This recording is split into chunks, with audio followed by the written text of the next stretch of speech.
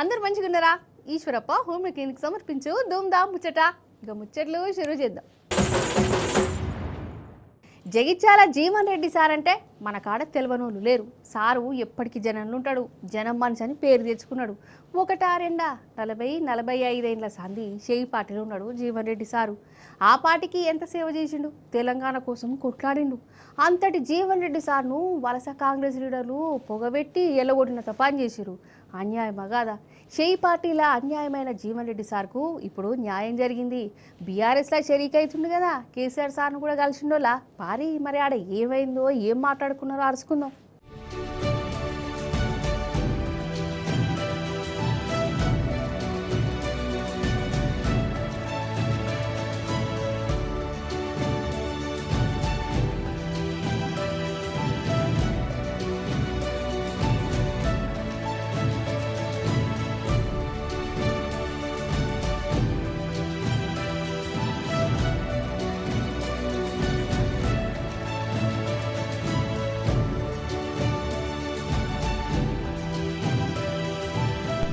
నిజంగా ఈ సీన్ చూసినాక ఉమ్మడి కరీంనగర్ జిల్లా గుండె మస్తు సంబరపడ్డది కావచ్చు.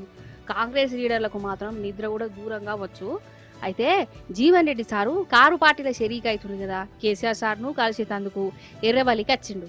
ఆడ కేసీఆర్ సార్ను చూసుడుతోటే జీవన్ రెడ్డి సారు దగ్గర పోయి అనుకున్నాడు, అన్న మీ కాడికి నన్ను దేవుడే నన్ను పంపిండన్నా, మీతోని కలిసి పని చేయమని దేవుడే ఆర్డర్ ఇచ్చినట్టు అయిందన్నా అని కేసీఆర్ సార్తోని చెప్పుకుంటా అలై బలై తీసుకున్నాడు. ఇక కేసీఆర్ సార్ కూడా జీవన్ రెడ్డి సార్ను పాయనంగా దగ్గరికి తీసుకుని అలై బలై ఇచ్చి జరసేపు మంచి చెడ్డ మాతా ముచ్చట మాట్లాడుకున్నాడు.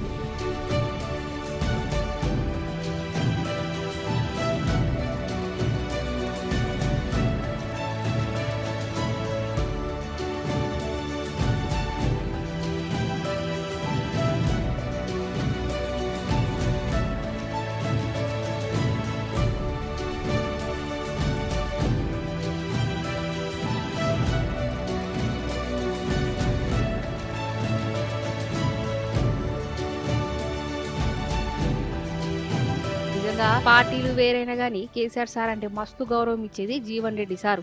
కేసీఆర్ సార్ కూడా జీవన్ రెడ్డి సార్ మీద ప్రేమ చూపిస్తాడు.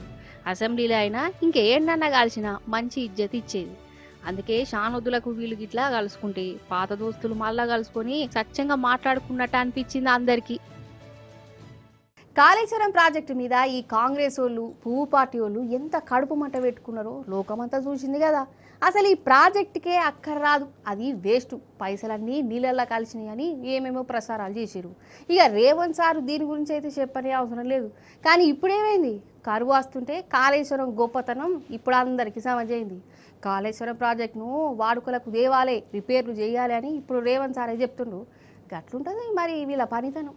మొన్న ఏమైంది అధ్యక్ష, 1.5 నెల కాలం సుక్క వర్షం పల్లె. ఏం చేయాలి అధ్యక్ష?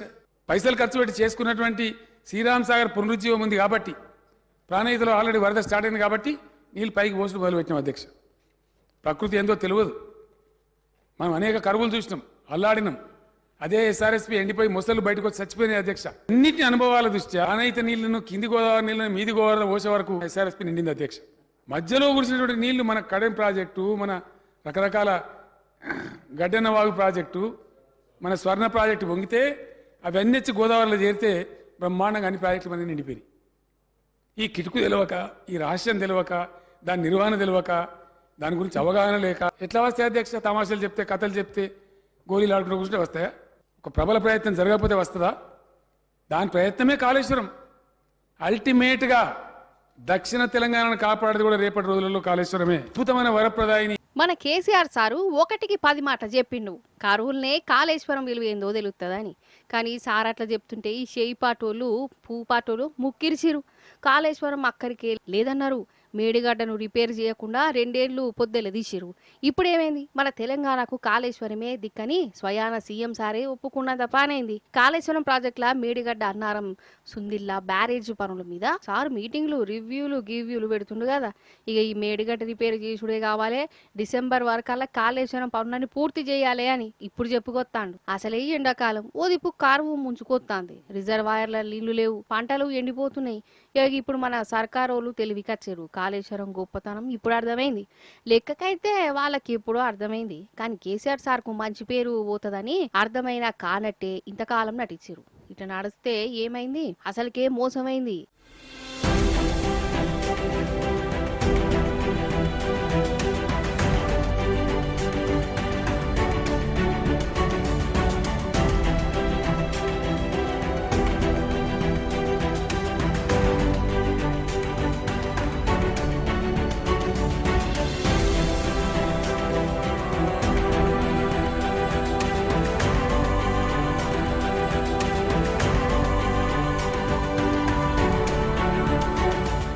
కాదు, ఇప్పుడా మరమ్మతులు చేయాలి, రిపేర్లు చెప్ప కావాలి అనేది.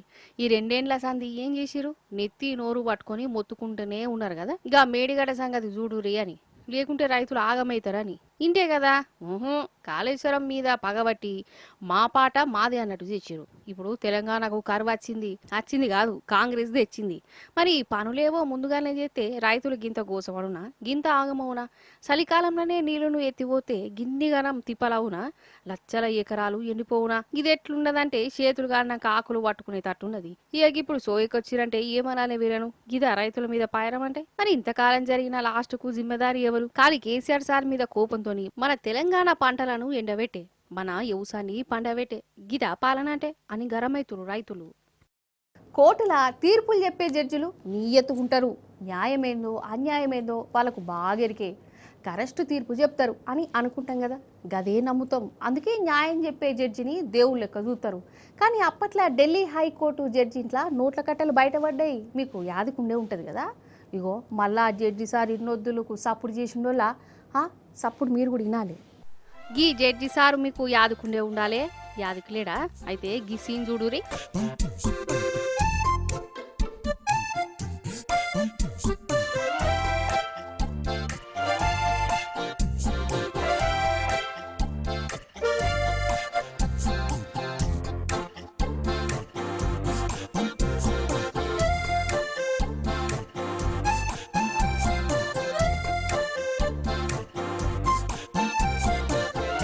మతికొచ్చిందానోలా. అయితే సార్ పేరు జస్టిస్ యశ్వంత్ వర్మ. అప్పట్లో ఢిల్లీ హైకోర్టు జడ్జి ఉన్నప్పుడు ఈయన ఇంటికి నిప్పు అంటుకున్నది. ఫైర్ ఇంజన్ వాళ్ళు వచ్చి మంటలను ఆర్పుతుంటే కాలిపోయిన నోట్ల కట్టలు బొచ్చడు బయట పడ్డాయి. ఇక ఈ నోట్ల కట్టలను చూసి జనాలు నోరెళ్ళబెట్టిరు. ఇక వాళ్ళకు సినిమా కూడా సమజైంది. అప్పటి సుప్రీంకోర్టు పెద్ద జడ్జి సారు ఎంక్వైరీ చేయిస్తే నోట్ల కట్టాలు నిజమేనని తేలింది. సార్ను రాజీనామా చేయమన్నారు, కానీ ఈయన రాజీనామా చేయలే. నేను శుద్ధ పూజను, అసలు పైసలే వెళ్ళలే, ఇంకా కాలిన నోట్లకు నాకు సంబంధమే లేదు, రాజీనామా చేసుడు లేనే లేదని ఉల్టా అన్నడల్లా. ఇక అటెంక ఈ సారు అలహాబాదు హైకోర్టు జడ్జి కూడా అయిండు. మళ్ళీ ఎప్పట్లెక్కనే తీర్పు కూడా చెప్పుకుంటా పోయిండట. కానీ ఈయన మీద ఎంక్వైరీలు ఆగలే. సార్కు సినిమా సమజైపోయింది. ఇక ఇప్పుడు డైరెక్ట్ రాజీనామా పత్రం రాసి రాష్ట్రపతికి పంపిండు. అది కూడా తప్పు తెలుసుకోను రాజీనామా చేయలేదు, ఇక దొరికిపోతా అనే భయంతోనే చేసిండని అంటారు. ఈ జడ్జి సారు నా మీద తప్పుడు వార్తలు వస్తాయి, ఇంకా నోట్లకు నాకు సంబంధమే లేదని, నన్ను రాజీనామా చేయమనుడు ఎక్కడిదని సుప్రీంకోర్టులో పిటిషన్ వేసిండోలా. ఆయన సుప్రీంకోర్టు సారుదే తప్పన్నది, మరి అప్పుడన్నా రాజీనామా చేయాలి కదా. చేయలే. ఇక ఈ సార్ను జడ్జి సీట్లకి వెళ్ళి ఎల్లగొట్టాలి, తీసేయాలని సుప్రీంకోర్టు పెద్ద జడ్జి సారు రాష్ట్రపతికును ప్రధాని సార్కు లెటర్ రాసిండు. ఇక నన్ను తీయక తప్పేటట్టు లేదు అనుకున్నాడు కావచ్చు. ఇక సారు ఇన్నోదులకు రాజీనామా చేసిండు. అదన్నట్టు ముచ్చట. ఇక కిసంటోలు చేయబట్టి కోర్టు తీర్పుల మీద జడ్జిల మీద కూడా నమ్మకం తగ్గేటట్టే ఓడుతున్నది. కానీ అందరు ఇట్లుండరు కదా. చాలా మటుకు జడ్జిలు న్యాయంగానే తీర్పులు చెప్తారు, న్యాయం దిక్కే నిలబడతారు. కిసంటోలు చేయబట్టి మన కోర్టులకు మచ్చెత్తాందని అంటురు వాళ్ళ పబ్లిక్.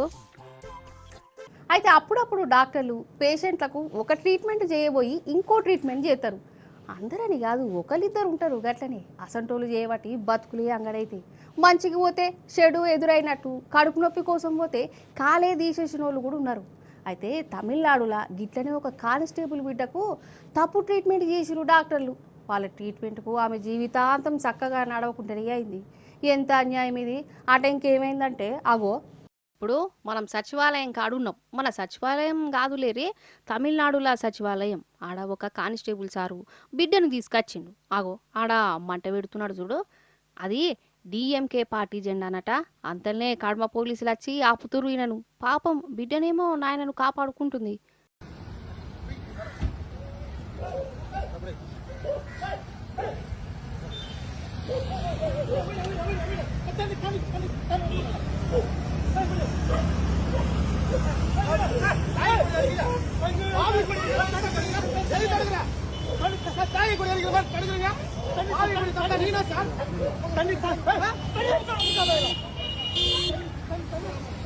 రావడ మోడల్ పెట్టుకుని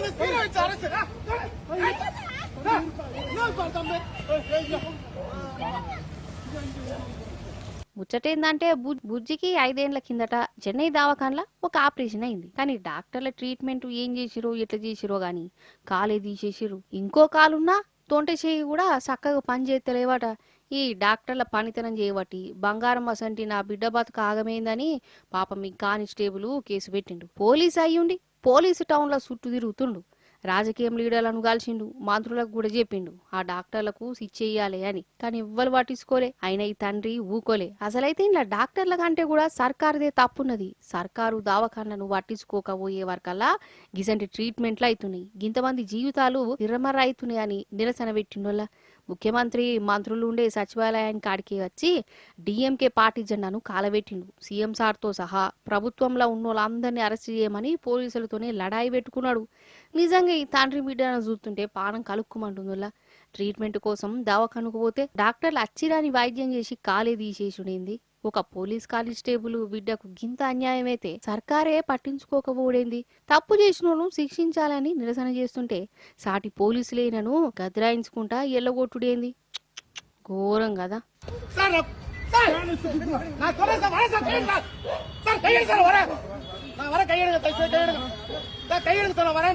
చూచారు కదా, ఇది వాటి ముచ్చట్లు. మళ్ళీ వచ్చే పారి మంచి మంచి ముచ్చట్లను పట్టుకనత్తా ఉంటా మరి.